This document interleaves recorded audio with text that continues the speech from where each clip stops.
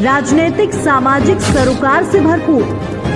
प्रदेश की हर छोटी बड़ी खबर से करेंगे आपको रूबरू।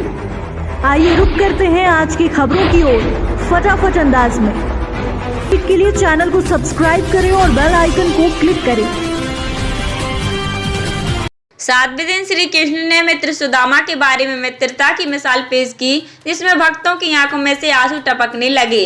पंडित नारायण शास्त्री महाराज गढ़ाकोटा नगर के तिवारी परिवार के द्वारा 7 दिवसीय श्रीमद् भागवत कथा ज्ञान यज्ञ के 7वें दिन कथा व्यास पंडित शास्त्री के मुखारबिंद से विभिन्न प्रसंगों पर प्रवचन दिए। उन्होंने कहा कि 7वें दिन कृष्ण के अलग अलग लीलाओं का वर्णन बताया गया। माँ देवकी के कहने पर 6 पुत्रों को वापस लाकर माँ देवकी को वापस देना, सुभद्रा हरण का व्याख्यान में कहना, सुदामा चरित्र का वर्णन करते हुए कथावाचक ने बताया कि मित्रता कैसे निभाई जाए, यह भगवान श्री कृष्ण सुदामा जी से समझ सकते हैं। उन्होंने कहा कि सुदामा अपनी पत्नी के आग्रह पर अपने मित्र सखा सुदामा मिलने के लिए द्वारिका पहुंचे। उन्होंने कहा कि सुदामा द्वारकाधीश के महल का पता पूछा और महल की ओर बढ़ने लगे। द्वारपालों ने सुदामा को भिक्षा मांगने वाला समझकर रोक दिया। तब उन्होंने कहा कि वह कृष्ण के मित्र हैं। इस पर द्वारपाल महल में गए और प्रभु से कहा कि कोई उनसे मिलने आया है, अपना नाम सुदामा बता रहे हैं। जैसे ही द्वारपाल के मुंह से उन्होंने सुदामा का नाम सुना, प्रभु सुदामा सुदामा कहते हुए तेजी से द्वार की ओर भागे। सामने सुदामा सखा को देखकर उन्होंने उसे अपने सीने से लगा लिया।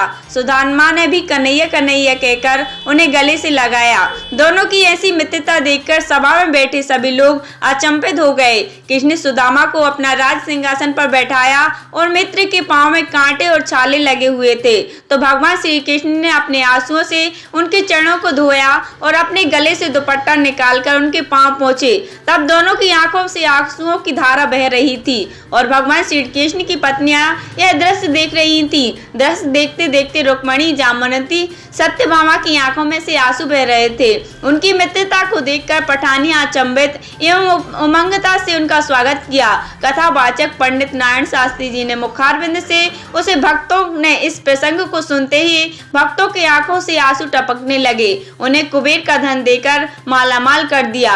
जब जब भी भक्तों पर विपदा आ पड़ी है, प्रभु उनका तारण करने अवश्य आए हैं। गढ़ाकोटा के बजरंग बाड़ में मुख्य यजमान श्री विष्णु प्रसाद तिवारी के द्वारा कथा का आयोजन कराया गया, जो 7वें दिन समस्त परिवार ने मिलकर उमंगता से कथा सुनी तथा कथा समाप्त होने के बाद हवन पूजन